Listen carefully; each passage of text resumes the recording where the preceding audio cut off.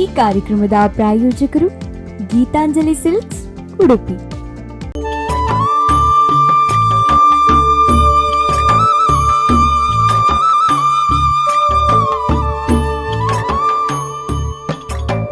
ವಾಹಿನಿಯ ವೀಕ್ಷಕರಿಗೆ ನಮಸ್ಕಾರ.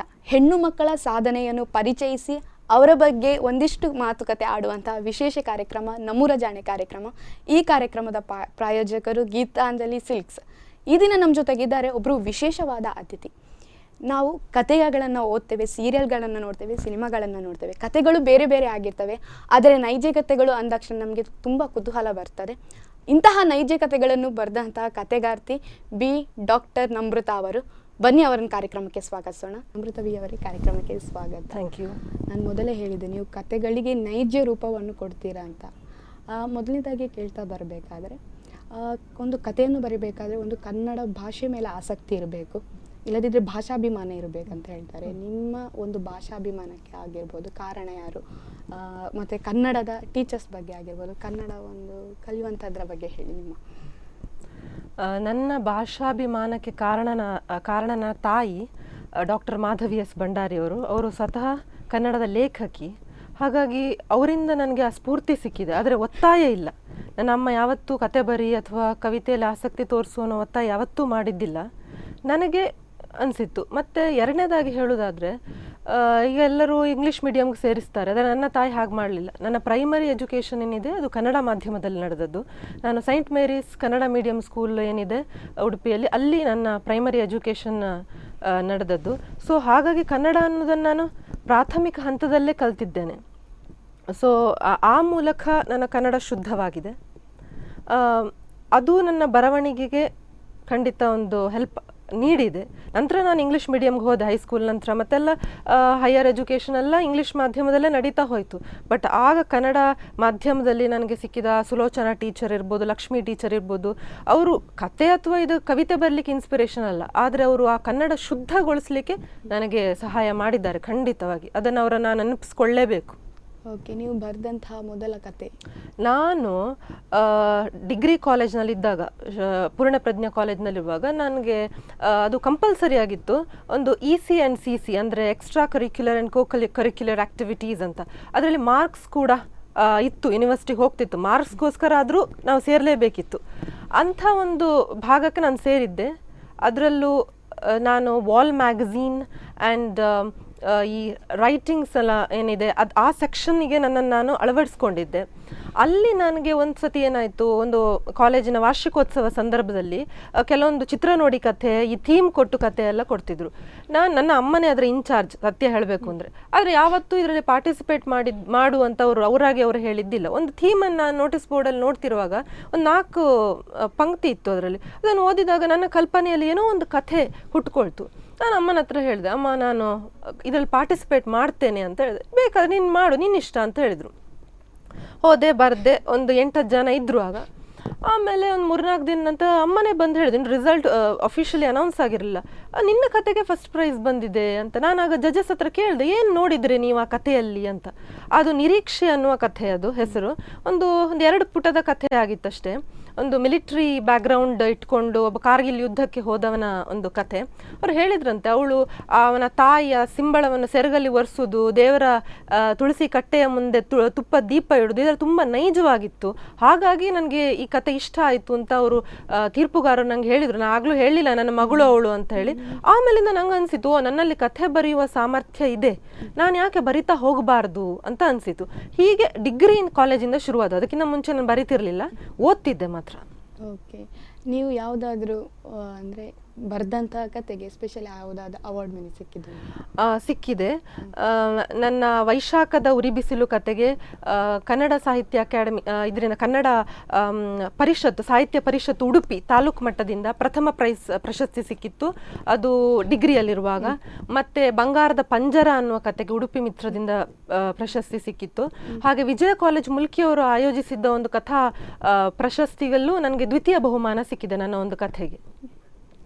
ಹೀಗೆ ಇದೆಲ್ಲ ನನಗೆ ಒಂಥರ ಆಗಲೂ ಡಿಗ್ರಿಯಲ್ಲಿ ಇಂಥ ಪ್ರಶಸ್ತಿ ಸಿಕ್ಕಿದಾಗ ನನಗೊಂದು ಸ್ಫೂರ್ತಿ ಆಯಿತು ಬರೀಲಿಕ್ಕೆ.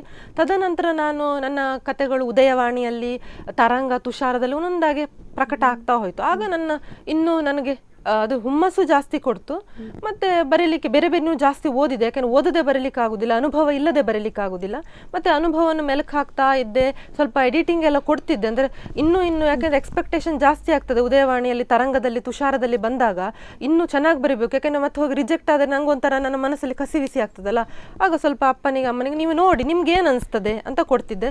ಸೊ ಅವ್ರು ಎಡಿಟರ್ ಆಗಿ ನನಗೆ ಹೆಲ್ಪ್ ಮಾಡಿದೆ. ಅಂದರೆ ಇದು ಇಲ್ಲ, ಈ ಸೆಂಟೆನ್ಸ್ ಅಷ್ಟು ಸೂಟ್ ಆಗ್ತಾ ಇಲ್ಲ, ಅದ್ರ ಬಗ್ಗೆ ನನಗೆ ಅಪ್ಪ ಅಮ್ಮ ಯಾವತ್ತೂ ಒಂದು ಬೆನ್ನೆಲುಬಾಗಿ ನಿಂತಿದ್ದಾರೆ. ಓಕೆ, ಕಥೆಗಳನ್ನು ಬರಿಬೇಕಾದ್ರೆ ಅನುಭವ ಮುಖ್ಯವಾ? ಖಂಡಿತ ಮುಖ್ಯ. ಅಂದರೆ SL ಭೈರಪ್ಪನವರದ್ದು ನೀವು ಯಾವ ಕೃತಿಗಳನ್ನು ನೋಡಿದ್ರು ಉಂಟಲ್ಲ, ಬರೀ ಅನುಭವ. ಅವರು ತುಂಬ ಸ್ಟಡಿ ಮಾಡಿ ಬರೀತಾರೆ. ಅವ್ರು ನಂಗೆ ಒಂಥರ ಇನ್ಸ್ಪಿರೇಷನ್. ಯಾಕೆಂದರೆ ಬರೀ ಕಾಲ್ಪನಿಕವಾಗಿ ಬರೆದ ಕಥೆಗಳನ್ನು ನಾನು ಓದಿದ್ದೇನೆ, ಅದಷ್ಟು ಮನಸ್ಸಿಗೆ ಮುಟ್ಟೋದಿಲ್ಲ. ಗೊತ್ತಾಗ್ತದೆ, ಅಯ್ಯೋ ಇದು ಫೇಕ್, ಈ ಥರ ಆಗ್ತದಾ, ಇಂಥದ್ದೆಲ್ಲ ರಿಯಲ್ ಲೈಫಲ್ಲಿ ಇಲ್ಲ ಅಂತೆಲ್ಲ ಹೇಳ್ತಾರಲ್ಲ, ಅದು ಸತ್ಯ. ಅದು ಬರೀ ಕಾಲ್ಪನಿಕವಾಗಿ ಬರೆದಂಥ ಕಥೆಗಳು. ನಾನು ನನ್ನ ಅನುಭವದ ಬೇಸಿಸಲ್ಲೇ ನನ್ನ ಎಲ್ಲ ಕಥೆಯನ್ನು ಬರೆದೇನೆ. ಯಾವುದು ಬರೀ ಕಾಲ್ಪನಿಕ ಬರಲಿಲ್ಲ. ಅದು ಅಷ್ಟು ಪಕ್ವವಾಗಿಲ್ಲದೆ ಇರ್ಬೋದು, ಬಟ್ ನನ್ನ ಹಂತಕ್ಕೆ. ಬಟ್ ಅನುಭವ ತುಂಬ ಮುಖ್ಯ. ಓದು ಅನುಭವ ಎರಡೂ ಬೇಕು. ಯಾಕಂದ್ರೆ ಓದಿನಿಂದ ಭಾಷೆ ಶುದ್ಧ ಆಗ್ತದೆ, ಅನುಭವದಿಂದ ಕತೆಗೆ ಕರೆಕ್ಟ್ ಆದ ಒಂದು ಫೌಂಡೇಶನ್ ಸಿಗ್ತದೆ. ಸಾಹಿತಿಗಳಿಗೆ ಮುಖ್ಯವಾಗಿ ಪುಸ್ತಕ ಓದುವ ಅಭ್ಯಾಸ ಇರಬೇಕು. ನಿಮ್ಮ ನೆಚ್ಚಿನ ಪುಸ್ತಕ ಯಾವುದು ಮತ್ತು ನಿಮ್ಮ ನೆಚ್ಚಿನ ಕವಿ ಯಾರು? ಕವಿತೆಗಳನ್ನು ನಾನು ಹೆಚ್ಚಾಗಿ ಓದಲಿಲ್ಲ. ಕವಿ ಹೇಳಿದ್ರೆ ನನ್ನ ಅಮ್ಮನ ಹೆಸರನ್ನೇ ಹೇಳ್ತೇನೆ, ಯಾಕೆಂದರೆ ಹೆಚ್ಚಾಗಿ ಓದಿದ್ದು ನನ್ನ ಅಮ್ಮಂದೇ. ನಾನು ಡಾಕ್ಟರ್ ಮಾಧವಿ ಎಸ್ ಭಂಡಾರಿ ಅವರ ಕೃತಿಗಳನ್ನೇ ನಾನು ಓದಿದ್ದು. ಕತೆಗಾರರಲ್ಲಿ SL ಭೈರಪ್ಪನವರು ಟಾಪ್. ನನಗೆ ತುಂಬ ಇಷ್ಟ ಅವರು. ಮಣಿಕಾಂತ್ರ ಕಥೆಯನ್ನು ಓದಿದ್ದೇನೆ, ವಸುಧೇಂದ್ರ ಅವರ ಪುಸ್ತಕಗಳನ್ನು ಓದಿದ್ದೇನೆ. ಇಂಗ್ಲೀಷ್ ಸಾಹಿತ್ಯದಲ್ಲೂ ನನಗೆ ಆಸಕ್ತಿ ಇದೆ, ಬಟ್ ಈಗ ಸ್ವಲ್ಪ ಸೈಂಟಿಫಿಕ್ ಇದರಲ್ಲಿ ಫೀಲ್ಡಲ್ಲಿ ನಾನು ಇರುವುದರಿಂದ ಸ್ವಲ್ಪ ಓದು ಕಮ್ಮಿ ಆಗಿದೆ. ಇಲ್ದಿದ್ರೆ ಸಿಡ್ನಿ ಶೆಲ್ಡನ್ ಅವರದು ನಾವೆಲ್ಸ್ ಇರ್ಬೋದು, ಮ್ಯಾಕ್ಸಿಮ್ ಗಾರ್ಕಿ ಅವರ ಮದರ್, ಮತ್ತು ತುಂಬ ಇಷ್ಟ ಆದದ್ದು ನನಗೆ ಅನಿತಾ ನಾಯರ್ ಅಂತ ಒಂದು ಇಂಡಿಯನ್ ರೈಟರ್ ಇದ್ದಾರೆ, ಇಂಗ್ಲಿಷ್ ಇದರಲ್ಲಿ ಪುಸ್ತಕಗಳನ್ನು ಬರೆಯೋರು. ಅವರ ಒಂದು ಪುಸ್ತಕ ಲೇಡೀಸ್ ಕುಪ್ಪೆ ಅಂತ ತುಂಬ ಇಷ್ಟ ಆಗಿದೆ. ಅದೆಲ್ಲ ಲೇಡೀಸ್ ಒಂದು ಓದುವಂಥ ಪುಸ್ತಕ. ಅದರಲ್ಲಿ ನಾನು ರಸಾಯನಶಾಸ್ತ್ರ ವಿಭಾಗದವಳು, ಕೆಮಿಸ್ಟ್ರಿ. ಸೊ ಅದರಲ್ಲಿ ಒಂದು ಆ ಲೇಡೀಸ್ ಕುಪ್ಪೆಯಲ್ಲಿ ಒಂದು ಚಾಪ್ಟರೇ ಇದೆ. ಅಲ್ಲಿ ಒಂದು ಗಂಡ ಹೆಂಡತಿಯ ಸಂಬಂಧವನ್ನು ಕೆಮಿಕಲ್ ರಿಯಾಕ್ಷನ್ಸ್ ಮೂಲಕ ಅವಳು ಎಕ್ಸ್ಪ್ಲೈನ್ ಮಾಡಿದ್ದಾಳೆ. ಸೊ ಅದನ್ನು ಓದಬೇಕು. ನಾನು ಹೇಳಿದರೆ ಎಲ್ಲ ಒಂದು ಸ್ಟೂಡೆಂಟ್ಸ್ಗಳು ಅದು ಒಂದು ಲೇಡೀಸ್ ಕುಪ್ಪೆ ನಂಗೊಬ್ಬರು ರೆಕಮೆಂಡ್ ಮಾಡಿದ್ರು, ಇಂಗ್ಲೀಷ್ ಪ್ರೊಫೆಸರ್, ಇದನ್ನು ಒಂದ್ಸರಿ ಓದು ಅಂತ. ನಂಗೆ ತುಂಬ ಇಷ್ಟ ಆಗಿದೆ. ಅದು 3-4 ಸತಿ ಓದಿದ್ದೇನೆ ಆ ಪುಸ್ತಕವನ್ನು ನಾನು. ಓಕೆ, ನೀವು ಮಾತನಾಡುವ ಒಂದು ಭಾಷೆ ಶೈಲಿ ಮತ್ತು ನಿಮಗಿರುವಂಥ ಪುಸ್ತಕದ ಆಸಕ್ತಿ ನೋಡಿದರೆ ನಮಗೆ ಬಹಳಷ್ಟು ಖುಷಿ ಆಗ್ತಾ ಇದೆ. ನೀವು ಕಥೆಯನ್ನು ಕನ್ನಡ ಬಿಟ್ಟು ಬೇರೆ ಯಾವುದಾದ್ರೂ ಭಾಷೆಯಲ್ಲಿ ಬರ್ತಿದ್ದೀರಾ? ಬೇರೆ ಭಾಷೆಯಲ್ಲಿ ನಾನು ಕತೆ ಬರೀಲಿಲ್ಲ, ಆದರೆ ಅನುವಾದ ಮಾಡಿದ್ದೇನೆ, ಟ್ರಾನ್ಸ್ಲೇಷನ್. ನನ್ನ ಒಂದು ಕತೆ ಅದು ಭಜರಂಗಿ ಅಂತ, ಅದನ್ನು ನಾನು ಹಿಂದಿಗೆ ಟ್ರಾನ್ಸ್ಲೇಟ್ ಮಾಡಿ ಅದು ಒಂದು ಗುಜರಾತ್ನಿಂದ ಪಬ್ಲಿಷ್ ಆಗುವ ಒಂದು ವಿಶ್ವಗಾಥಾ ಅನ್ನುವಂಥ ಒಂದು ತ್ರೈಮಾಸಿಕ ಇದೆ, ಅದರಲ್ಲಿ ಅದು ಪಬ್ಲಿಷ್ ಆಗಿದೆ. ಅದು ಅನುವಾದ ಮಾಡಿದ್ದೇನೆ. ಮತ್ತು ಕೆಲವೊಂದನ್ನು ಇಂಗ್ಲೀಷಿಗೆ ಅನುವಾದ ಮಾಡಿದ್ದೆಲ್ಲ ಈ ಮ್ಯಾಗಝೀನ್ಸ್ ಎಲ್ಲ, ನಮ್ಮ ಕಾಲೇಜ್ ಮ್ಯಾಗಝೀನ್ಸ್ ಎಲ್ಲ ಪ್ರಕಟ ಆಗಿದೆ. ಆದರೆ ಬೇರೆ ಭಾಷೆಯಲ್ಲಿ ನಾನು ಕಥೆಯನ್ನು ಬರೀಲಿಲ್ಲ, ಅನುವಾದ ಟ್ರಾನ್ಸ್ಲೇಷನ್ ಮಾಡಿದೆ. ನನಗೆ ಟ್ರಾನ್ಸ್ಲೇಷನಲ್ಲೂ ಅಷ್ಟೇ ಆಸಕ್ತಿ ಇದೆ. ಓಕೆ, ಕತೆ ಬರೆಯುವುದು ಸುಲಭವ, ಕನ್ವರ್ಟ್ ಮಾಡೋದು ಸುಲಭ, ಅಂದರೆ ಟ್ರಾನ್ಸ್ಲೇಷನ್ ಮಾಡೋದು ಸುಲಭ? ಟ್ರಾನ್ಸ್ಲೇಷನ್ ಮಾಡೋದೇ ಸುಲಭ ಅಂತ ಅನಿಸ್ತದೆ. ಯಾಕೆಂದ್ರೆ ಕತೆಗೆ ಅಲ್ಲ, ಟ್ರಾನ್ಸ್ಲೇಷನ್ ಮಾಡೋದು ಎಲ್ಲರಿಗೂ ಸುಲಭ ಅಲ್ಲದೆ ಇರ್ಬೋದು, ಆದರೆ ನನಗೆ ಭಾಷೆಯಲ್ಲಿ ಹಿಡಿತಾ ಇದೆ, ಹಾಗಾಗಿ ಟ್ರಾನ್ಸ್ಲೇಷನ್ ಸುಲಭ ಅಂತ ಈಗ ನಾನು ಹೇಳ್ಬೋದು. ಯಾಕೆಂದರೆ ಕತೆಗೆ ಒಂದು ಏನಂತ ಹೇಳಿದ್ರೆ ಆ ಒಂದು ಅನುಭವ ಬೇಕು, ಆ ಕಲ್ಪನೆ ಬೇಕು, ಅದನ್ನು ಶಬ್ದದಲ್ಲಿ ಇಳಿಸುವ ಸಾಮರ್ಥ್ಯ ಬೇಕು. ಅನುವಾದದಲ್ಲಿ ಶಾಬ್ದಿಕವಾದ ಅನುವಾದ ಬೇರೆ, ನಾವು ಅದನ್ನು ಒಂದು ಏನು ಕ್ಯಾರೆಕ್ಟರ್ ಅಥವಾ ಫೀಲಿಂಗನ್ನು ಅನುವಾದ ಅದ್ರ ಜೊತೆಗೆ ಮಾಡಬೇಕು. ಆದರೆ ಟ್ರಾನ್ಸ್ಲೇಷನ್ ಸುಲಭ ಅನ್ನೋ ನನ್ನ ಅಭಿಪ್ರಾಯ. ಅದಷ್ಟು ಸುಲಭ ಅಲ್ಲ, but when you compare both, translation is easier for me. Okay, ನೀವು ಹೇಳಿದ್ರಿ ಕತೆಗಳನ್ನು ಬರೆಯುವುದಾದರೆ ನಾನು ನೈಜ ಕತೆಗಳನ್ನೇ ಜಾಸ್ತಿ ಬರಿತೇನೆ ಅಂತ. ನೈಜ ಕತೆ ಬರೀಲಿಕ್ಕೆ ಕಾರಣ ಏನು? ನೈಜ ಕತೆ ಬರೀಲಿಕ್ಕೆ ಕಾರಣ ಏನು ಅಂದರೆ, ನಾನು ಕೆಲವೊಂದು ಒಂದೆರಡು ಕತೆಗಳನ್ನು ಕಾಲ್ಪನಿಕವಾಗಿ ಬರೀಲಿಕ್ಕೆ ನೋಡಿದೆ. ಅಂದರೆ ಜಸ್ಟ್ ನನ್ನ ಕಲ್ಪನೆ ಏನೋ ಅಂದ್ಕೊಂಡು ಅಲ್ಲ, ಅದು ಕೊನೆಗೆ ನಾನೇ ಓದುವಾಗ ಅದನ್ನು ಸ್ವಲ್ಪ ಟೈಮ್ ಬಿಟ್ಟು, ಒಂದೆಷ್ಟೋ ತಿಂಗಳು ಬಿಟ್ಟು ನಾನೇ ನನ್ನ ಕಥೆಯನ್ನು ವಿಮರ್ಶೆ ಮಾಡಿಕೊಳ್ಳುವಾಗ ಇದೆಷ್ಟು ಬಾಲಿಶ ಉಂಟು ಅಂತ ನನಗೆ ಅನಿಸಿತು. ಅಂದರೆ ಇದು ನೈಜತೆಯಿಂದ ದೂರ, ಇದು ಜನರಿಗೆ ಮುಟ್ತದ, ಇದು ನನ್ನ ಮನಸ್ಸನ್ನೇ ಮುಟ್ತಾ ಇಲ್ಲ, ಇನ್ನು ಓದುಗರ ಮನಸ್ಸನ್ನು ಮುಟ್ಟುತ್ತದ ಅಂತ ನಾನು ಅಂದ್ಕೊಂಡೆ. ಆಗ ನಾನು ಅಂದ್ಕೊಂಡೆ ಬರೀ ಕಾಲ್ಪನಿಕ ಕತೆ ಬರೆಯೋದು ಬೇಡ, ನೈಜವಾಗಿ ನನ್ನ ಜೀವನದಲ್ಲಿ ನಾನೇನು ಅನುಭವಿಸ್ತೇನೆ, ಅದು ಒಂದೇ ಘಟನೆ ಅಲ್ಲ, ಒಂದು 2-3 ಘಟನೆಯನ್ನು ನಾನು ಒಂದೇ ಕಥೆಯಲ್ಲಿ ಸೇರಿಸ್ಕೊಂಡು ಬರೆದಿದ್ದೇನೆ ಸುಮಾರು ಕಡೆ. ಹಾಗಾಗಿ ಒಂದೇ ಘಟನೆಯನ್ನು ಒಂದು ಉದ್ದಕ್ಕೆ ಬರ್ಕೊಂಡು ಹೋಗಲಿಲ್ಲ, ಒಂದು 2-3 ಘಟನೆ, ಒಂದು ಹಾಸ್ಯ ಇರ್ಬೋದು, ಏನೋ ಒಂದು ಜೀವನದಲ್ಲಿ ಏನೋ ಒಂದು ಅಹಿತಕರವಾದ ಘಟನೆ ಆದದ್ದು ನಾನು ನೋಡಿರ್ಬೋದು, ಅದು ಎರಡನ್ನು ಮಿಕ್ಸ್ ಮಾಡಿ ನನ್ನ ಶೈಲಿಯಲ್ಲಿ ನಾನು ಕಥೆಯನ್ನು ಬರೆದಿದ್ದೇನೆ. ಓಕೆ, ಸಾಹಿತ್ಯ ಅಂತ ಬಂದಾಗ ಸಾಹಿತ್ಯದಲ್ಲಿ ಬಹಳಷ್ಟು ಪ್ರಕಾರಗಳಿವೆ. ಈಗ ಒಂದು ಕವಿತೆ ಬರಿಬೇಕಾದ್ರೆ ಕವಿತೆಯಲ್ಲೂ ಕೂಡ ಬಹಳಷ್ಟು ಪ್ರಕಾರಗಳಿವೆ. ನೀವು ಯಾಕೆ ಕಥೆಯನ್ನೇ ಆರಿಸಿಕೊಂಡ್ರಿ? ಕವಿತೆ ಶೈಲಿಯೇ ಬೇರೆ, ಕಥೆಯ ಶೈಲಿಯೇ ಬೇರೆ. ಕವಿತೆಗೊಂದು ಈ ಥರದ ಈ ಪ್ರಾಸ ಅದೆಲ್ಲ ಹೇಳ್ತೇವೆ, ಅದೆಲ್ಲ ಬರ್ತದೆ. ನನಗೆ ಆ ಪ್ರಾಸ ಇದೆಲ್ಲ ನಂಗೆ ಅಷ್ಟು ನನಗೆ ಒಗ್ಗುತ್ತಿರಲಿಲ್ಲ. ಅದರ ಬದಲು ನಾನು ಕಥೆ ಬರೆದ್ರೆ ಒಂದು ಫ್ಲೋ ಇರ್ತದೆ. ಹಾಗಾಗಿ ಎಲ್ಲ ಕತೆಗಾರರು ಒಳ್ಳೆ ಕವಿತೆ ಬರೆಯೋರು ಆಗಿರದೇ ಇರ್ಬೋದು. ಕೆಲವರಲ್ಲಿ ಎರಡೂ ಟ್ಯಾಲೆಂಟ್ ಇರ್ತದೆ, ಕವಿತೆನೂ ಬರೀತಾರೆ, ಕಥೆನೂ ಬರೀತಾರೆ. ನನ್ನ ತಾಯಿಯಲ್ಲಿ ಅವ್ರು ಎರಡೂ ರಚಿಸುವುದನ್ನು ವಿತ್ ಈಕ್ವಲ್ ಪೊಟೆನ್ಶಿಯಾಲಿಟಿ ನಾನು ನೋಡಿದ್ದೇನೆ. ಬಟ್ ನಾನು ಒಂದೆರಡು ಅಟೆಂಪ್ಟ್ ಮಾಡಿದೆ ಕವಿತೆದು. ನನಗೆ ಅದು ಗೊತ್ತಾಯ್ತು, ಇದು ಇದಕ್ಕೆ ಸೂಟ್ ಆಗೋದಿಲ್ಲ, ನನ್ನ ಮೆಂಟಾಲಿಟಿಗೆ ಸೂಟ್ ಆಗೋದು, ನನ್ನಿಂದ ಚೆನ್ನಾಗಿ ಬರ್ತಾ ಇಲ್ಲ ಕವಿತೆ, ಬೇಡ ಇನ್ನು ಅಂತ ಬಿಟ್ಟೆ ಅಷ್ಟೇ. ಈ 90ಸಲ್ಲಿರುವಾಗ ನನ್ನ ಅಮ್ಮ ಆಗಿರ್ಬೋದು, ಅಪ್ಪ ಆಗಿರಬಹುದು, ಪುಸ್ತಕಗಳನ್ನು ಬಹಳ ಓದ್ತಾ ಇದ್ದೆ. ಅಂದರೆ ಒಂದು ಕತೆಗಳಾಗಿರ್ಬೋದು, ಪುಸ್ತಕಗಳಲ್ಲಿ ಸೀರಿಯಲ್ಗಳು ಬರ್ತಾ ಇದ್ವು, ಅದನ್ನು ಓದ್ತಾ ಇದ್ದರು. ಆದರೆ ಈಗ ಏನಾಗಿದೆ ಅಂದರೆ ಕವಿಗಳು ಬರೆದಂಥ ಕವಿತೆಯನ್ನು ಓದ್ತಾರೆ, ಕತೆಗಳು ಕಮ್ಮಿ ಓದಿದ್ದು ಅಂತ ಹೇಳ್ತಾರೆ. ಅದಕ್ಕೆ ಏನು ಹೇಳ್ತೀರಾ? ಈಗ ಕತೆ ಕಮ್ಮಿ ಅಂತ ಕತೆಗಳನ್ನು ಓದುವವರು ಕಮ್ಮಿ ಆಗಿದ್ದಾರೆ ಅನ್ನೋದಕ್ಕಿಂತ ಕವಿತೆ ಓದುವವರು ಅಷ್ಟೇ ಕಮ್ಮಿ ಆಗಿದ್ದಾರೆ. ಈಗ ಏನಿದ್ರು ಈ ಮ್ಯಾಗಝೀನು, ಫೇಸ್ಬುಕ್ ಇದರದೇ ಇದು. ಆದರೂ ನಾನು ಈಗ ನನ್ನನ್ನೇ ನೋಡಿದಾಗ ಅಥವಾ ನಾನು ಲೈಬ್ರರಿಗೆ ಹೋದಾಗ ವೀಕ್ಷಿಸಿದಾಗ ಪರ್ಸೆಂಟೇಜ್ ಕಮ್ಮಿ ಆಗಿರ್ಬೋದು. ಬಟ್ ಇನ್ನೂ ಕೆಲವರು ಇದ್ದಾರೆ, ಇನ್ನೂ ಯಂಗರ್ ಜನ್ರೇಷನಲ್ಲೂ ಕೆಲವರು ಬೆಳವಣಿಗೆಯವರು ಇದ್ದಾರೆ, ಓದ್ತಾರೆ, ಕಥೆಯನ್ನು ಕೇಳಲಿಕ್ಕೆ ಇಷ್ಟಪಡ್ತಾರೆ, ಕವಿತೆಯನ್ನು ಓದ್ತಾರೆ. ಆದರೆ ಡ್ರಾಸ್ಟಿಕಲಿ ಅದರ ಪರ್ಸೆಂಟೇಜ್ ಕಮ್ಮಿ ಆಗಿದೆ. ಅದು ಮುಂದಿನ ಜನ್ರೇಷನ್ಗೆ ಅಷ್ಟು ಒಳ್ಳೆಯದಲ್ಲ. ಓದಬೇಕು, ಪುಸ್ತಕ ಓದಬೇಕು. ಅದು ಏನಿದ್ರು ಮೊಬೈಲಲ್ಲಿ ಒಂದು ಕತೆ ಓದೋದಕ್ಕೂ ಒಂದು ಪುಸ್ತಕ ಓದೋದಕ್ಕೂ ತುಂಬ ವ್ಯತ್ಯಾಸ ಇದೆ. ಅದು ನಾನು ಪರ್ಸ್ನಲಿ ಅನುಭವಿಸಿದ್ದೇನೆ. ಈ ಮ್ಯಾಗಝೀನಲ್ಲಿ ಬಂದದ್ದಕ್ಕೂ ಅಥವಾ ತರಂಗದಲ್ಲಿ ಓದೋದಕ್ಕೂ ಏನು ವ್ಯತ್ಯಾಸ ಇದೆ, ಅದರ ಫ್ಲೋ ಹೇಗಿದೆ, ಅದನ್ನು ನಾನು ಗಮನಿಸಿದ್ದೇನೆ. ಆದರೆ ನಾನು ಎಲ್ಲರಿಗೂ ಹೇಳೋದಿಷ್ಟೇ, ಮಕ್ಕಳಿಗೆ ಸಣ್ಣ ಇರುವಾಗದಿಂದನೂ ಕೈಗೆ ಒಂದು ಪುಸ್ತಕ ಕೊಟ್ಟು ಅಭ್ಯಾಸ ಮಾಡಿಸಿ ಬಿಡಬೇಕು. ಆ ಪುಸ್ತಕದ ಗೀಳು ಒಂದ್ಸತಿ ಹಿಡಿದ ಮೇಲೆ ಅದು ಅಷ್ಟು ಬೇಗ ತಪ್ಪುದಿಲ್ಲ. ನೀವು ದೊಡ್ಡಾಗಿ ನೀವು ಮೊಬೈಲ್ ಕೈಗೆ ಹಿಡಿದ್ರು, ಈಗ ಏನಾಗಿದೆ, ಸಣ್ಣ ಮಕ್ಕಳಲ್ಲಿ ನೋಡಿದ್ರೆ ಮೊಬೈಲ್ ಬೇಗ ಆಪ್ರೇಟ್ ಮಾಡೋದು ಕಲಿತಾರೆ, ಪುಸ್ತಕ ಓದೋದಿಲ್ಲ. ಯಾಕೆ ನಾವು ತಾಯಿಯಾಗಿ ನಾನೇ ನನ್ನ ಮಗಳಿಗೆ ನಾನೊಂದು ಪುಸ್ತಕ ಕೊಟ್ಟಾಗ, ಅದಕ್ಕೆ ನಂಗೆ ಸಣ್ಣದಿಂದ ನೆನಪಿದೆ, ನನ್ನ ತಾಯಿ ನನ್ನ ಪ್ರತಿಯೊಂದು ಬರ್ತ್ಡೇಗೂ ನಂಗೊಂದು 2 ಪುಸ್ತಕ ಕೊಡೋರು, ಅಲ್ಲಿ ಬರೆಯೋರು, ಈ ವರ್ಷದ ಬರ್ತ್ಡೇಗೆ ನಾನು ನಿನಗೆ ಕೊಡ್ತಾ ಇರುವ ಈ ಹುಟ್ಟುಹಬ್ಬದ ಕಾಣಿಕೆ ಅಂತ. ಅಲ್ಲಿ ಬೇರೆ ಟೈಮಲ್ಲೂ ಪುಸ್ತಕ ತರ್ತಿದ್ರು, ಅದು ಸ್ಪೆಷಲ್ ಆಗಿ ಬರ್ತ್ಡೇಗೆ ಒಂದು ಕೊಡೋದು. ಆ ಟೈಮಿಂದ ನನಗೆ ಆ ಪುಸ್ತಕದ ಓದುವ ಅಭ್ಯಾಸ ಗೀಳನ್ನು ನನ್ನ ತಾಯಿಯವರು ನನಗೆ ಒಂದು ಇದಾಗಿ ಕೊಟ್ಟಿದ್ದಾರೆ. ನನಗೂ ಇದೆ, ನನ್ನ ಮಗಳಿಗೂ ನಾಳೆ ನಾನು ಅದೇ ಥರ ಮಾಡಬೇಕು. ಅವಳ ಬರ್ತ್ಡೇಗೆ ಒಂದು ಪುಸ್ತಕವನ್ನೇ ಕೊಡಬೇಕು, ಓದು ಹೇಳಬೇಕು, ಅಥವಾ ನಾನು ಓದಿ ಹೇಳಬೇಕು, ಕತೆ ಆಗಿರಲಿ. ಆಗ ಅವಳಲ್ಲಿ ಆಸಕ್ತಿ ಬರ್ತದೆ. ಆಗ ಪೇರೆಂಟ್ಸ್ ಆಗಿ ನಾವು ಮುತುವರ್ಜಿ ವಹಿಸಬೇಕು. ಯಾಕೆಂದರೆ ಮಕ್ಕಳಿಗೆ ನಮ್ಮ ಬ್ಯುಸಿ ಶೆಡ್ಯೂಲಲ್ಲಿ ನಾವು ಹಠ ಮಾಡ್ತಾರೆ, ಮಗಳು ಹಠ ಮಾಡ್ತಾಳೆ, ಒಂದು ಮೊಬೈಲ್ ಕೊಟ್ಟು ಬಿಡೋದು ಸುಲಭ. ಆದರೆ ಮುಂದೆ ಅದು ದುಷ್ಪರಿಣಾಮ ಬೇರೆ ಇರ್ತದೆ. ಹಾಗಾಗಿ ನಾವು ಪೇರೆಂಟ್ಸೇ ಈಗಿನ ಜನ್ರೇಷನ್ ಅವರಿಗೆ ಅದು ಇದು ಮಾಡಬೇಕು. 90ಸಲ್ಲಿ ಇದ್ದದ್ದು ಅಷ್ಟು ಸ್ಟ್ರಾಂಗ್ ಆಗಿ ಕಂಟಿನ್ಯೂ ಆಗದಿದ್ರು ನಾವೊಂದು ಪ್ರಯತ್ನ ಪಡಬೇಕು, ಮುಂದಿನ ಜನ್ರೇಷನ್ ಅವ್ರು ಓದಬೇಕು. ಓಕೆ, ನಿಮ್ಮ ತಾಯಿ PPC ಪೂರ್ಣ ಪ್ರಜ್ಞಾ ಕಾಲೇಜಿನ ಉಪನ್ಯಾಸಕಿ ಅಂತ ಕೇಳ್ಪಟ್ಟೆ. ಏನು ನೀವು ಕೂಡ PPCಯಲ್ಲಿ ಕಲ್ತಿದ್ದೀರಿ, ಏನಾದರೂ ಸ್ವಲ್ಪ ಅಮ್ಮನಿಂದ ಏನಾದರೂ ಸ್ವಲ್ಪ ಪಾಠದಲ್ಲಿ ಆಗಿರ್ಬೋದು ಸಹಾಯ, ಅವ್ರು ನನ್ನ ಮಗಳು ಅಂತ ಏನಾದರೂ ಆ ಥರ ಏನಾದರೂ ಮಾಡಿದರೆ ಅವರು ವಿದ್ಯಾರ್ಥಿಗಳ ಹಾಗೆ ನೋಡ್ಕೊಂಡಿದ್ರ? ಅದು ನನ್ನ ಅದೃಷ್ಟ ಏನಂದರೆ, ನಾನು ಡಿಗ್ರಿಯಲ್ಲಿರುವಾಗ ಹಿಂದಿನೇ ತಗೊಂಡಿದ್ದೆ. ಅವ್ರು ಹಿಂದಿ ಪ್ರಾಧ್ಯಾಪಕಿ, ಅವರ ಕ್ಲಾಸಲ್ಲಿ ಫಸ್ಟ್ ಬೆಂಚಲ್ಲೇ ಕೂತ್ಕೊಳ್ತಿದ್ದೆ. ನನಗೆ ಭಾಷೆಯಲ್ಲಿ ತುಂಬ ಆಸಕ್ತಿ, ಭಾಷೆ ಇದರಲ್ಲಿ. ಹಾಗಾಗಿ ನನಗೆ ಅಂಥದ್ದೇನು ಸ್ಪೆಷಲ್ ಅಟೆನ್ಷನ್ ಏನು ಅಂಥದ್ದು ಸಿಗಲಿಲ್ಲ ಅಂತ ನಾನು ಅಂದ್ಕೊತೇನೆ. ಬೇರೆ ಸಹಪಾಠಿಗಳು ಏನು ಅಂದ್ಕೊಂಡಿದ್ದಾರೆ ನಂಗೆ ಗೊತ್ತಿಲ್ಲ. ನಾನು ಎಲ್ಲ ಇದರಲ್ಲೂ ಝುವಾಲಜಿ, ನಾನು ಬಾಟ್ನಿ ಕಲ್ತಿದ್ದೆ, ಎಲ್ಲದರಲ್ಲೂ I was a topper. So ನನಗೆ ಇಲ್ಲಿ ಜಾಸ್ತಿ ಮಾರ್ಕ್ ಬಂದಾಗ ಯಾರಿಗೂ ಅದು ಆಶ್ಚರ್ಯ ಆಗ್ತಿರಲಿಲ್ಲ. ಬೇರೆದರಲ್ಲಿ ಕಮ್ಮಿ ಬಂದಿದೆ, ಒಂದು ಹಿಂದಿಯಲ್ಲಿ ಜಾಸ್ತಿ ಬಂದಿದೆ ಅಂದರೆ ಒಂದು ಪಾರ್ಶಾಲಿಟಿ ಆಗಿದೆ ಅಂತ ಹೇಳ್ಬೋದು. ನಾನು ಎಲ್ಲದರಲ್ಲೂ ಟಾಪರ್ ಆಗಿದ್ದೆ. ಸೊ ನನಗೆ ಅದು ಮ್ಯಾಟರ್ ಆಗಲಿಲ್ಲ. ಆದರೆ ನಾನು ಅದನ್ನು ತುಂಬ ಚೆನ್ನಾಗಿ ಓದಿದೆ. ಅಮ್ಮ ಆಗಿದ್ರು ಫಸ್ಟ್ ಬೆಂಚಲ್ಲೇ ಕೂತ್ಕೊಳ್ತಿದ್ದೆ, ಅವರ ಎದುರೇ ಕೂತ್ಕೊಳ್ತಿದ್ದೆ, ಮತ್ತೆ ಅವರ ಪಾಠವನ್ನು ಕೇಳ್ತಿದ್ದೆ. ನನಗೆ ಮಾಮ್ ಎರಡೂ ಒಂದೇ. ಸೊ ಏನು ಭೇದ ಭಾವ ಇಲ್ಲ. ಓಕೆ, ಭಾಷಾಭಿಮಾನ ಬಗ್ಗೆ ನೀವು ತುಂಬ ಹೇಳ್ತಾ ಇದ್ರಿ, ತುಂಬ ಭಾಷೆಗಳಲ್ಲಿ ನೀವು ಅನುವಾದ ಮಾಡಿದ್ರಿ ಅಂತ ಹೇಳಿದ್ರಿ. ಇನ್ನು ನನಗೆ ಈ ಭಾಷೆಯಲ್ಲಿ ಬರಿಬೇಕು ಅನ್ನೋದು ಆಸೆ ಇದೆ ಯಾವುದಾದ್ರು? ಹೌದು, ನಾನು ದಿನ ಲೈಬ್ರರಿಯಲ್ಲಿ, ನಮ್ಮ ಎನಪೋಯ ಯೂನಿವರ್ಸಿಟಿ ಲೈಬ್ರರಿಯಲ್ಲಿ ಓದೋದು, ಇಂಗ್ಲೀಷ್ ಪೇಪರ್ಸ್ ಎಲ್ಲ ಓದ್ತೆ. ನನಗೆ ಇನ್ನೂ ನನ್ನ ಇಂಗ್ಲೀಷ್ ಎಷ್ಟೇ ಅಭಿವೃದ್ಧಿ ಆದರೂ ನನಗೆ ಅದಷ್ಟು ಅಂದರೆ ಇನ್ನೂ ನಾನು ಕಲಿಬೇಕು, ನಾನು ಡಿಕ್ಷನ್ ಇಂಪ್ರೂವ್ ಮಾಡ್ಕೊಳ್ಬೇಕು. ಸೊ ದಟ್ ನಾನು ಇಂಡಿಪೆಂಡೆಂಟ್ ಆಗಿ ತುಂಬ ಚೆನ್ನಾಗಿ ಇಂಗ್ಲೀಷಲ್ಲಿ ಏನಾದ್ರು ಸ್ಟೋರಿ ಬರೀಬೇಕು. ಯಾಕೆ ಈ ಅನಿತಾ ನಾಯರ್ ಅವರ ಲೇಡೀಸ್ ಕುಪ್ಪೆ ಹೇಳಿದೆ, ಅವರ ಇಂಗ್ಲೀಷಲ್ಲಿ ಹೇಗಿದೆ, ಆ ಪಂಕ್ಚುವೇಷನ್ ಮಾರ್ಕ್, ಆ ಡಿಕ್ಷನ್ ಅದು ಬರಬೇಕಂದ್ರೆ ನಾನು ಅಷ್ಟು ಸ್ಟಡಿ ಮಾಡಬೇಕು. ದಿನ ನ್ಯೂಸ್ ಪೇಪರ್ ಓದಬೇಕು, ಯಾವುದಾದ್ರು ಇಂಗ್ಲೀಷ್ ನಾವೆಲ್ ಓದಬೇಕು. ನನಗೆ ಇಂಗ್ಲೀಷಲ್ಲಿ ಬರೀಬೇಕು. ಕನ್ನಡದಲ್ಲಿ ಒಂದು ಹಿಡಿತಾ ಇದೆ, ಆದರೆ ಇಂಗ್ಲೀಷಲ್ಲಿ ಬರೀತೇನೆ. ಬಟ್ ಆ ಸಾಹಿತ್ಯಿಕ ಲೆವೆಲ್ನ ಇಂಗ್ಲೀಷ್, ಆ ಸಾಹಿತ್ಯಿಕ ಲೆವೆಲ್ನ ಭಾಷೆ, ಡಿಕ್ಷನ್ ಏನಿದೆ ಅದಕ್ಕೆ ಮಾತ್ರ ನನಗೆ ಇನ್ನೂ ಸ್ವಲ್ಪ ಸ್ಟಡಿ ಮಾಡೋ ಅವಶ್ಯಕತೆ ಇದೆ. ಅದರಲ್ಲಿ ಬೇಕು ಅನ್ನೋ ಒಂದು ಇಚ್ಛೆ ಇದೆ ನನಗೆ ಮುಂದೆ. ಓಕೆ, ನಿಮ್ಮ ಜೊತೆ ಮಾತನಾಡಿ ತುಂಬ ಖುಷಿ ಆಯಿತು, ತುಂಬ ಕುತೂಹಲದಿಂದ ಇದ್ದೇನೆ ಇನ್ನಷ್ಟು ನಿಮ್ಮ ಬಗ್ಗೆ ತಿಳ್ಕೊಳ್ಳಿಕ್ಕೆ. ಒಂದು ಕಾರ್ಯಕ್ರಮದಲ್ಲಿ ಪುಟ್ಟ ವಿರಾಮ.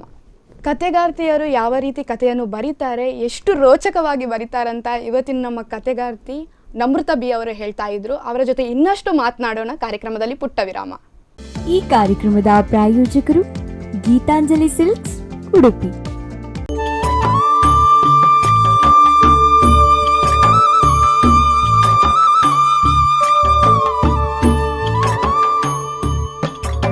ವಿರಾಮದ ನಂತರ ಮತ್ತೊಮ್ಮೆ ಗೀತಾಂಜಲಿ ಸಿಲ್ಕ್ಸ್ ಅರ್ಪಿಸುವಂತಹ ನಮ್ಮೂರ ಜಾಣೆ ವಿಶೇಷ ಕಾರ್ಯಕ್ರಮಕ್ಕೆ ಸ್ವಾಗತ. ಈ ದಿನ ನಮ್ಮ ಜೊತೆಗಿದ್ದಾರೆ ಕತೆಗಾರ್ತಿ ಡಾಕ್ಟರ್ ನಮೃತ ಬಿ ಅವರು. ಬನ್ನಿ ಅವರನ್ನು ಮತ್ತೊಮ್ಮೆ ಕಾರ್ಯಕ್ರಮಕ್ಕೆ ಸ್ವಾಗತಿಸೋಣ.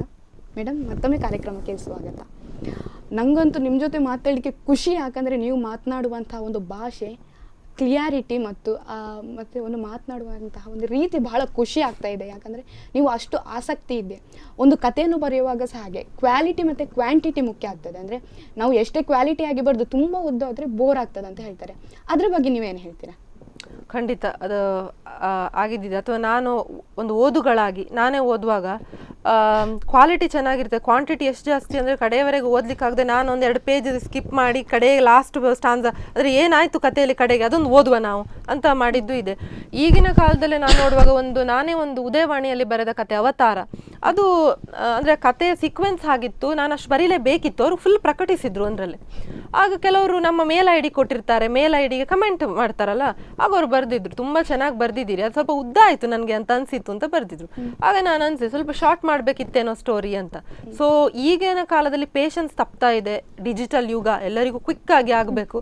ಸೊ ಸ್ವಲ್ಪ ಚುಟುಕಾಗಿ ಬರೆದಷ್ಟೇ ಜನರಿಗೆ ಓದುವ ಕುತೂಹಲ ಇರ್ತದೆ ಅಂತ ಅನ್ಸುತ್ತೆ. ಆದರೆ ಆ್ಯಸ್ ಅ ಕತೆಗಾರ್ತಿ, ಆ್ಯಸ್ ಅ ರೈಟರ್, ನನಗೆ ಬರಿತಾ ಹೋದಾಗ ಫ್ಲೋ ಅಲ್ಲಿ ಕಳೆದು ಹೋಗಿಬಿಡ್ತೇನೆ, ನನಗೆ ಗೊತ್ತಾಗೋದಿಲ್ಲ ಎಷ್ಟು ಉದ್ದಕ್ಕೆ ಬರ್ಕೊಂಡು ಹೋಗಿದ್ದೇನೆ ಅಂತ. ಆದರೆ ಅದೊಂಥರ ನನಗನ್ಸುತ್ತೆ ಉದ್ದ ಬರೆದ ಕೆಲವೊಮ್ಮೆ ಪರಿಪೂರ್ಣತೆ ಇರ್ತದೆ ಅಂತ ಅನಿಸ್ತದೆ. ಆದರೆ ಈಗಿನ ಓದುಗರಿಗೆ ಅಷ್ಟು ತಾಳ್ಮೆ ಇಲ್ಲ, ಸಣ್ಣದಾಗಿ ಬರೆದ್ರೆ ಅವರಿಗೆ ಖುಷಿ.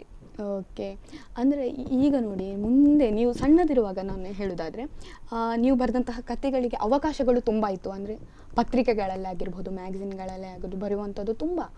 ಆದರೆ ಈಗ ಸೋಷಿಯಲ್ ಮೀಡಿಯಾ ಇದೆ, ಅದರಲ್ಲಿ ನೀವು ಏನಾದರೂ ಬರೆದು ಹಾಕುವಂಥದ್ದು, ಅದಕ್ಕೆ ಕಮೆಂಟ್ಸ್ ಬರುವಂಥದ್ದು, ಹಾಗೆ ಯಾವುದಾದಿದೆ?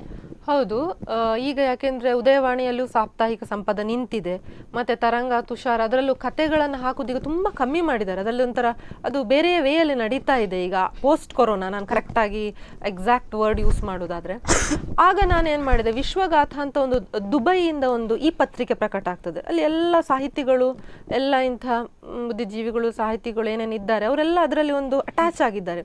ಸೊ ನನಗೊಂದು ಅವಕಾಶ ಸಿಕ್ಕಿತ್ತು. ಹಾಗಾಗಿ ನನ್ನ 2 ಕತೆಗಳಲ್ಲಿ ಪ್ರಕಟವಾಗಿದೆ. ಒಂದು ಅಸ್ಥಿ ಪಂಜರ ಅನ್ನೋದು, ಮತ್ತು ನಾನು ಫಸ್ಟ್ ಬರೆದ ನಿರೀಕ್ಷೆ ಅನ್ನುವ ಕತೆ ಏನಿತ್ತು ಅದು ನಂದು ಪೂರ್ಣಪ್ರಜ್ಞಾ ಕಾಲೇಜ್ ಮ್ಯಾಗಝೀನಲ್ಲಿ ಮಾತ್ರ ಇತ್ತು, ಅದು ಬೇರೆ ಎಲ್ಲೂ ಪತ್ರಿಕೆಯಲ್ಲಿ ಪ್ರಕಟ ಆಗಿರಲಿಲ್ಲ. ಸೊ ನಾನು ಅದನ್ನು ಚೂರು ರಿಫೈನ್ ಮಾಡಿ ಈಗಿನ ಒಂದು ಟ್ರೆಂಡ್ಗೆ ಸ್ವಲ್ಪ ಚೇಂಜಸ್ ಮಾಡಿ ಈ ಕಥಾಪತ್ರಿಕೆ ಕೊಟ್ಟೆ, ಅವರು ಅದನ್ನು ಪ್ರಕಟಿಸಿದರು. ಸೊ ನಾನು ಅದನ್ನು ನನ್ನ ಸೋಷಿಯಲ್ ಮೀಡಿಯಾ ಪ್ಲಾಟ್ಫಾರ್ಮ್ ಫೇಸ್ಬುಕ್ಕಲ್ಲಿ ನಾನು ಅದನ್ನು ಶೇರ್ ಮಾಡಿದೆ. ಸೊ ಅವರು ಅದರಲ್ಲಿ ಓದಿದರು. ಕೆಲವರು ಯಾರಿಗೆ ಈ ಪತ್ರಿಕೆ ಬಗ್ಗೆ ಏನೂ ಗೊತ್ತಿರಲಿಲ್ಲ, ಅವರು ಆ ಮೂಲಕ ಅದನ್ನು ಓದಿದರು. ಸೊ ಈ ಪತ್ರಿಕೆಯಲ್ಲಿ ಪ್ರಕಟಿಸಲಿಕ್ಕೆ ನನಗೆ ಪ್ಲಾಟ್ಫಾರ್ಮ್ ಖಂಡಿತ ಸಿಕ್ಕಿದೆ. ನಿಮ್ಮ ಒಂದು ಕ್ಷೇತ್ರ ಅಂದರೆ ನೀವು ಬರೆಯುವಂತಹ ಕತೆಗೆ ನಿಜವಾದ ಗುರು ಯಾರು? ಯಾಕಂದರೆ ಯಾವುದೇ ಒಂದು ಕ್ಷೇತ್ರದಲ್ಲಿ ಹೋಗಿ ನೀವು ಬರೆಯುವಂಥ ಕಥೆಯಲ್ಲಿ ತಪ್ಪುಗಳು ಇರ್ತದೆ, ಅಂದರೆ ನಮಗೆ ಗೊತ್ತಾಗದಿದ್ರು ಅದರಲ್ಲಿ ಎಕ್ಸ್ಪೀರಿಯನ್ಸ್ ಇದ್ದವರು ಹೇಳ್ತಾರೆ ಈ ರೀತಿ ತಪ್ಪಾಗಿದೆ, ಈ ರೀತಿ ತಪ್ಪು, ಇದನ್ನು ಸರಿ ಮಾಡುವಂಥ ಆ ರೀತಿ ಹೇಳುವವರು ಯಾರು ನಿಮಗೆ? ತಾಯಿ, ನೇರವಾಗಿ ಹೇಳೋದಾದ್ರೆ ನನ್ನ ತಾಯಿಯೇ, ಮತ್ತು ತಂದೆ ಕೂಡ ಅಂತ ಹೇಳ್ಬೋದು. ಆದರೆ ತಂದೆ ಕೆಲವೊಮ್ಮೆ ನೋಡ್ತಾರೆ, ಏನಾದ್ರು ಸೈಡಲ್ಲಿ ಕರೆಕ್ಷನ್ ಮಾಡ್ತಾರೆ, ಅಷ್ಟೇ ಮಾಡಿಬಿಟ್ಟು ಬಿಡ್ತಾರೆ. ತಾಯಿ ಹಾಗಲ್ಲ, ಇದಕ್ಕೇನೋ ಟೈಟಲ್ ಸೂಟ್ ಆಗೋದಿಲ್ಲ, ಏನೋ ನನಗೆ ಸರಿ ಬರ್ತಾ ಇಲ್ಲ, ಇದನ್ನು ಈ ಥರ ಮಾಡಿದರೆ ನಿನ್ಗೆ ಹೇಗೆ ಅನಿಸ್ತದೆ, ಆ ಥರ ಹೇಳಿ ಅದನ್ನು ನನಗೆ ರಿಯಲ್ ಕ್ರಿಟಿಕ್ ನನ್ನ ತಾಯಿ. ಅವರೇ ನನಗೆ ಸ್ವಲ್ಪ ಎಡಿಟಿಂಗಿಗೆ ಅಥವಾ ಈ ಭಾಷೆ ನನಗೆ ಈ ಶಬ್ದ ಏನೋ ಅದು ಆ ಕಾಂಟೆಕ್ಸ್ಟಿಗೆ ಸೂಟ್ ಆಗ್ತಾ ಇಲ್ಲ ಅಂತೆಲ್ಲ ಹೇಳಿದವ್ರೆ. ಓಕೆ, ನಾನು ಹೇಳ್ತೇನೆ, ಸಾಧನೆ ಮಾಡಲಿಕ್ಕೆ ಬಹಳಷ್ಟು ಹಾದಿದೆ. ನೀವು ಯಾಕೆ ಕತೆಗಾರ್ತಿಯಾಗಿ ಆಯ್ಕೆ ಮಾಡಿಕೊಂಡ್ರೆ? ಸಾಧನೆ ಮಾಡಬೇಕು ಅಂತ ಕತೆಗಾರ್ತಿ ಆದದ್ದಲ್ಲ, ಕತೆಗಾರ್ತಿ ಆದಮೇಲೆ ನಾನು ಸಾಧಕಿ ಆಗಿರಬಹುದು.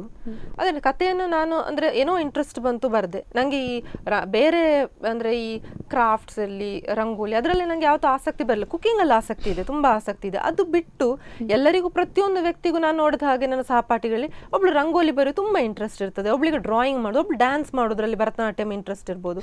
ನಾನು ಆದರೆ ಯಾವ ಫೀಲ್ಡಲ್ಲೂ ಇರಲಿಲ್ಲ. ಹಾಗಾಗಿ ಬಹುಶಃ ಕಥೆಯೇ ನನ್ನನ್ನು ತನ್ನ ಕಡೆಗೆ ಎಳ್ಕೊಂಡಿತ್ತೋ ಏನೋ, ನಿನ್ನಲ್ಲಿ ಬೇರೆ ಆಸಕ್ತಿ ಇಲ್ಲ, ನನ್ನನ್ನಾದ್ರೂ ನಿನ್ನ ಆಸಕ್ತಿ ಮಾಡ್ಕೊ ಅಂತ ಕಥೆ ಹೇಳಿತೋ ಏನೋ, ಕಥಾಲೋಕವೇ ಹೇಳಿತೋ ಏನೋ ಗೊತ್ತಿಲ್ಲ.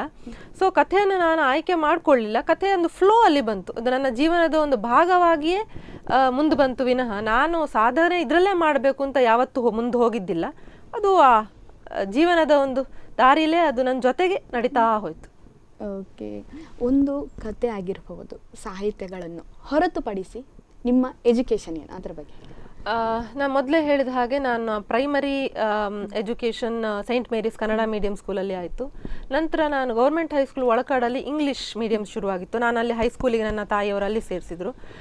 ಪ್ರೈಮರಿ ಹೈಸ್ಕೂಲಲ್ಲಿ ತುಂಬ ಒಳ್ಳೆ ಶಿಕ್ಷಕರು ನಂಗೆ ಸಿಕ್ಕಿದ್ರು. ನನಗೊಂದು ಭಾಷೆ ಇರಲಿ, ಒಂದು ವಿಜ್ಞಾನ, ಯಾವುದೇ ಒಂದು ವಿಷಯದಲ್ಲಿ ಒಂದು ಸ್ಟ್ರಾಂಗ್ ಫೌಂಡೇಶನ್ ಏನು ಬೇಕು ಒಂದು ಮಗುಗೆ, ಅದನ್ನು ಅವ್ರು ನನಗೆ ಹಾಕಿ ಕೊಟ್ಟಿದ್ದಾರೆ. ಎಲ್ಲ ಟೀಚರ್ಗಳನ್ನು, ನನ್ನ ಗುರುಗಳನ್ನು ನಾನಿಲ್ಲಿ ನೆನಪಿಸ್ಕೊಳ್ಳೇಬೇಕು. ನಂತರ ಅಮ್ಮ ಅಲ್ಲಿರೋದ್ರಿಂದ ಪೂರ್ಣ ಪ್ರಜ್ಞಾ ಕಾಲೇಜ್ನಲ್ಲೇ ಪ್ರಿ ಯೂನಿವರ್ಸಿಟಿ ಡಿಗ್ರಿ ಅಲ್ಲೇ ಮುಗೀತು. ನಂತರ ಡಿಗ್ರಿಯಲ್ಲಿ ನಾನು 6th ರ್ಯಾಂಕ್ ಬಂದಿದ್ದೆ BSc ಮತ್ತು BZC ಕಾಂಬಿನೇಷನ್ ಇತ್ತು, ಅದರಲ್ಲಿ gold medal to the university.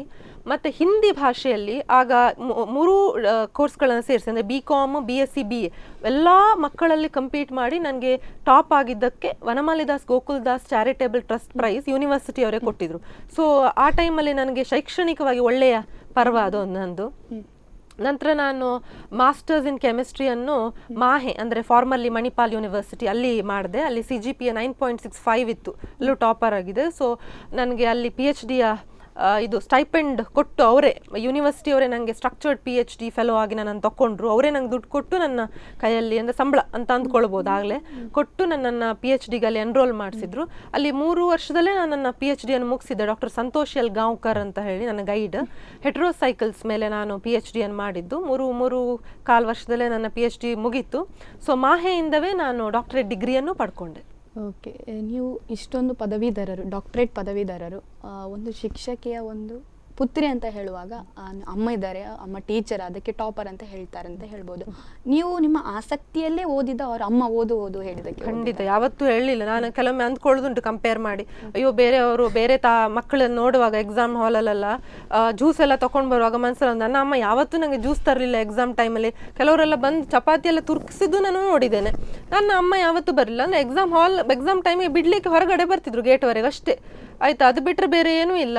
ಸಣ್ಣಂದಿಂದನೂ ಓದು ಅಂತ ಹೇಳಿದ್ದೇ ಇಲ್ಲ, ಅಪ್ಪ ಆಗಲಿ ಅಮ್ಮ ಆಗಿ ಹೇಳಿದ್ದಿಲ್ಲ. ಅಪ್ಪ ಅಮ್ಮ ಇಬ್ಬರು ಮೆರಿಟಲ್ಲಿ ಮೇಲೆ ಬಂದವರು. ಮೇ ಬಿ ಜೆನೆಟಿಕಲಿ ನನಗೂ ಅದು ಬಂದಿದೆ. ಅವರೇ ನನ್ನ ಇನ್ಸ್ಪಿರೇಷನ್. ನನ್ನ ಪಾಡಿಗೆ ನಾನು ಓದಿದ್ದು, ಅದಕ್ಕೆ ಯಾವ ಒತ್ತಾಯವೂ ಇಲ್ಲ. ಕಥೆ ಬರೆಯೋದಕ್ಕಾಗಲಿ ಓದೋದಕ್ಕಾಗಲಿ ಯಾರ ಒತ್ತಾಯವೂ ಇಲ್ಲ. ನನ್ನ ಸ್ವಂತ ಪ್ರೇರಣೆಯಿಂದ ನಾನು ಮಾಡಿದ್ದೇನೆ. ಓಕೆ, ನೀವು ಮಾತನಾಡುವಂತಹ ಶೈಲಿ ಆಗಿರ್ಬೋದು, ನೀವು ಇರುವಂತಹ ಒಂದು ರೀತಿ ಆಗಿರ್ಬೋದು, ಅದನ್ನು ನೋಡಿ ನನ್ನ ಮನಸ್ಸಲ್ಲಿ ಒಂದು ಪ್ರಶ್ನೆ ಬರ್ತಾ ಇದೆ. ನಿಮ್ಮ ಹವ್ಯಾಸಗಳು ಏನು? ನಿಮ್ಮ ಒಂದು ರುಟೀನ್ ಹೇಗಿದೆ? ನನ್ನ ಹವ್ಯಾಸ ಕ್ರಿಯೇಟಿವ್ ರೈಟಿಂಗ್ ಆ್ಯಂಡ್ ಟ್ರಾನ್ಸ್ಲೇಷನ್, ಹವ್ಯಾಸ ಅಂತ ಹೇಳೋದಾದರೆ. ಹಾಗಾಗಿ ರೈಟಿಂಗ್ ಅಂದರೆ ಕಥೆಯನ್ನು ಬರಿತೇನೆ, ಟ್ರಾನ್ಸ್ಲೇಷನ್ ಮಾಡ್ತೇನೆ, ಮತ್ತು ರಿಸರ್ಚ್. ನಾನು ಅನುಪಯ ಯೂನಿವರ್ಸಿಟಿಗೆ ಸೇರುವಾಗಲೂ ನಾನು ಹೇಳಿದ್ದಲ್ಲಿ ಅಷ್ಟೇ ಇಂಟರ್ವ್ಯೂಯಲ್ಲಿ, ನನಗೆ ರಿಸರ್ಚಿಗೆ ಅವಕಾಶ ಬೇಕು ಅಂತ ಹೇಳಿದರೆ ಒಂದು ಲ್ಯಾಬ್ ಫೆಸಿಲಿಟಿ ಇರಲಿ, ಏನೇ ಇರಲಿ. ಕಥೆಯಲ್ಲಿ ನನ್ನ ಸಂಖ್ಯೆಯನ್ನು ನೋಡಿದಾಗ, ನಾನೇ ಗಮನ ಹರಿಸಿದಾಗ ಸ್ವಲ್ಪ ಲ್ಯಾಗಿಂಗ್ ಬಿಹೈಂಡ್, ಅಂದರೆ ಬೇರೆ ಕಥೆಗಾರ್ತಿಯರಿಗೆ ಕಂಪೇರ್ ಮಾಡಿದರೆ ನಂದು ಸಂಖ್ಯೆ ಕಮ್ಮಿ ಅಂತ ಅನಿಸ್ಬೋದು. ಯಾಕಂತ ಹೇಳಿದ್ರೆ ನಾನು ನನ್ನ ರಿಸರ್ಚ್ ಪೇಪರ್ಸನ್ನು ಸೈಂಟಿಫಿಕ್ ಜರ್ನಲ್ಸಲ್ಲಿ ಪಬ್ಲಿಷ್ ಮಾಡಿದ್ದೇನೆ.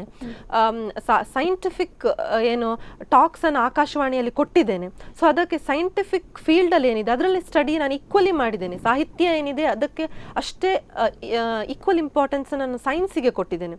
ಸೊ ಸೈಂಟಿಫಿಕ್ ರಿಸರ್ಚ್, ಅದರಲ್ಲಿ ಹೊಸ ಹೊಸ ಆವಿಷ್ಕಾರಗಳ ಬಗ್ಗೆ ತಿಳ್ಕೊಳ್ಳೋದು. ಯಾಕೆ ನಾವೇನಾದ್ರು ಬರೀಬೇಕಂದ್ರೆ, ಏನಾದ್ರು ಲ್ಯಾಬಲ್ಲಿ ರಿಸರ್ಚ್ ಮಾಡಬೇಕಂದ್ರೆ ಸ್ಟಡಿ ಮುಖ್ಯ. ಸೊ ನಾನು ನನ್ನ ಸ್ವಲ್ಪ ಪಾಯಿಂಟ್ ಅಲ್ಲಿ ಹೋಗ್ತದೆ, ನನ್ನ ಟೈಮ್ ಅಲ್ಲಿ ಹೋಗ್ತದೆ. ಮತ್ತು ಶಿಕ್ಷಕಿಯಾಗಿ ನಾನು ರುಟೀನ್ ಹೇಳುವುದಾದರೆ, ಪ್ರಿಪರೇಷನ್ ಇಲ್ಲದೆ ನಾನು ಯಾವತ್ತೂ ಕ್ಲಾಸಿಗೆ ಹೋಗಿದ್ದಿಲ್ಲ. ನಾನೊಬ್ಬರು ಒಂದು ಪ್ರೊಫೆಸರ್ MA ಖಾದರ್ ಅಂತ, ಅವ್ರ ಪಾಠಲ್ಲಿ ನಂಗೆ ತುಂಬ ಇಷ್ಟ. ಅವರು ಇನಾರ್ಗ್ಯಾನಿಕ್ ಕೆಮಿಸ್ಟ್ರಿಯನ್ನು ತುಂಬ ಚೆನ್ನಾಗಿ ಟೀಚ್ ಮಾಡ್ತಾರೆ. ಅವರು ರಿಟೈರ್ಡ್ ಮ್ಯಾಂಗ್ಳೂರ್ ಯೂನಿವರ್ಸಿಟಿ ಪ್ರೊಫೆಸರ್. ನಾನು ಮಾಹೆಯಲ್ಲಿದ್ದರು, ನಾನು ಗೋವಿಂದಾಸ್ ಕಾಲೇಜಲ್ಲಿ 6 ವರ್ಷ ಟೀಚ್ ಮಾಡುವಾಗ ಕೆಲವೊಮ್ಮೆ ಅವ್ರು ಗೆಸ್ಟ್ ಲೆಕ್ಚರ್ ಕೊಡ್ಲಿಕ್ಕೆ ಬರ್ತಿದ್ರು. ಆಗ ಅವರ ಕ್ಲಾಸಲ್ಲಿ ಕೂತಿದ್ದೆ. ಆಗ ತುಂಬ ಇನ್ಸ್ಪೈರ್ ಮಾಡಿದೆ. ಅವರು ಯಾವತ್ತೂ ಕ್ಲಾಸಿಗೂ, ಎಷ್ಟು 66 ವರ್ಷ ಆಗಿದೆ ಅವರಿಗೆ, ಒಂದು ಓದ್ಕೊಂಡೆ ಕ್ಲಾಸಿಗೆ ಹೋಗೋದು. ಸರ್ ನಿಮ್ಗೆ ಇಷ್ಟು ವರ್ಷ ಆಗಿದೆ, ಇನ್ನೂ ಪ್ರಿಪರೇಷನ್ ಯಾಕೆ, ಯು ಆರ್ ಅನ್ ಎಕ್ಸ್ಪರ್ಟ್ ಅಂತ ನಾನು ಹೇಳ್ತಿದ್ದೆ. ಇಲ್ಲ, ಕ್ಲಾಸಿಗೆ ಹೋಗ್ಬೇಕಾದ್ರೆ ಎಷ್ಟೇ ಎಕ್ಸ್ಪರ್ಟ್ ಇರಲಿ ಪ್ರಿಪ್ರೇಷನ್ ಇಲ್ಲದೆ ಹೋಗಬಾರ್ದು ಅಂತ ಹೇಳ್ತಿದ್ರು. ಸೊ ನಾನು ಯಾವ ಕ್ಲಾಸೇ ಇರಲಿ ಹಿಂದಿನ ನೋಡ್ಕೊಳ್ತೇನೆ, ನಾಳೆ ಯಾವ ಕ್ಲಾಸ್ ಇದೆ ಅಂತ ಬೆಳಗ್ಗೆ ಹೋಗೋ ಮುಂಚೆ ಕ್ಲಾಸಿಗೆ 5 ನಿಮಿಷ ಮುಂಚೆನೂ ನೋಡಿಕೊಂಡೇ ಹೋಗ್ತೇನೆ. ಒಂದು ಪ್ರಿಪರೇಷನ್ ನನಗೆ ತುಂಬ ಮುಖ್ಯ. ಯಾವುದೇ ಇದ್ರೂ ಗೆಟ್ ಪ್ರಿಪೇರ್ ವೆಲ್, ಆಗಲೇ ಪ್ರೆಸೆಂಟ್ ವೆಲ್. ಓಕೆ ಮೇಡಮ್, ನಿಮ್ಮ ಒಂದು ಭಾಷಾಭಿಮಾನ ಆಗಿರ್ಬೋದು, ನೀವು ಮಾತನಾಡುವಂಥ ಶೈಲಿ ನನಗೆ ಬಹಳ ಇಷ್ಟ ಆಯಿತು. ಕೊನೆಯದಾಗಿ ವೀಕ್ಷಕರಿಗೆ ಏನು ಹೇಳ್ತೀರಾ? ವೀಕ್ಷಕರಿಗೆ ಹೇಳುವುದಾದರೆ ಓದಿ, ಪುಸ್ತಕಗಳನ್ನೆಲ್ಲ ಚೆನ್ನಾಗಿ ಓದಿ. ಪುಸ್ತಕಗಳನ್ನ ಈ ಯುಗದಲ್ಲಿ, ಈ ಯುಗ ಅಂತ ಹೇಳಿದರೆ ಇಮೇಲ್ ಯುಗ ಅಂತಲೂ ಹೇಳ್ಬೋದು. ಈ ಯುಗ ಬಂದಿದೆ ಅಂತ ಹೇಳಿ ಪುಸ್ತಕವನ್ನು ಓದೋದು ಬಿಡಬೇಡಿ, ಅದರಲ್ಲಿ ಆಸಕ್ತಿ ಬೆಳೆಸ್ಕೊಳ್ಳಿ. ಓದಿ, ಬರೀ ಶೈಕ್ಷಣಿಕವಾಗಿ ಅಲ್ಲ, ಓದನ್ನು ಹವ್ಯಾಸವಾಗಿಯೇ ಇಟ್ಕೊಳ್ಳಿ. ಮತ್ತು ನಾನು ಇಲ್ಲಿ ಹೇಳೋದಾದರೆ, ನನ್ನ ಪ್ರತಿಭೆಯನ್ನು ಗುರುತಿಸಿ ನನ್ನನ್ನು ಇಲ್ಲಿ ಒಂದು ಕರೆದು ಒಂದು ಪ್ಲಾಟ್ಫಾರ್ಮ್ ಕೊಟ್ಟು ನನ್ನ ಮನಸ್ಸಿನ ಮಾತನ್ನು ಹೊರ ಹಾಕ್ಲಿಕ್ಕೆ ಒಂದು ಅವಕಾಶ ಕೊಟ್ಟ ಸ್ಪಂದನ ಟಿವಿ ಅವರಿಗೆ ಮತ್ತು ನನ್ನ ಇಂಟರ್ವ್ಯೂ ತಗೊಂಡ ನಿಮಗೂ ಕೂಡ ನಾನು ಧನ್ಯವಾದವನ್ನು ಹೇಳ್ತೇನೆ. ನಿಮಗೂ ಕೂಡ ಧನ್ಯವಾದಗಳು ಮೇಡಮ್. ಕಾರ್ಯಕ್ರಮಕ್ಕೆ ಬಂದದಕ್ಕೆ ತುಂಬ ಥ್ಯಾಂಕ್ಸ್. ನೋಡಿದ್ರಲ್ಲ ವೀಕ್ಷಕರೇ, ಕತೆಗಾರ್ತಿ ಎಷ್ಟು ರೋಚಕವಾಗಿ ಕಥೆಯನ್ನು ಬರೀತಾರೋ, ಅವರ ಜೀವನದ ಬಗ್ಗೆಯೂ ಕೂಡ ಅಷ್ಟೇ ಹೇಳಿದರು. ಮುಂದಿನ ವಾರ ಮತ್ತೊಂದು ಸಾಧಕಿ ಜೊತೆ ನಾನು ನಿಮ್ಮ ಮುಂದೆ ಬರ್ತೇನೆ. ಅಲ್ಲಿವರೆಗೂ ನೋಡ್ತಾರೆ ಸ್ಪಂದನ. ಈ ಕಾರ್ಯಕ್ರಮದ ಪ್ರಾಯೋಜಕರು ಗೀತಾಂಜಲಿ ಸಿಲ್ಕ್ಸ್, ಉಡುಪಿ.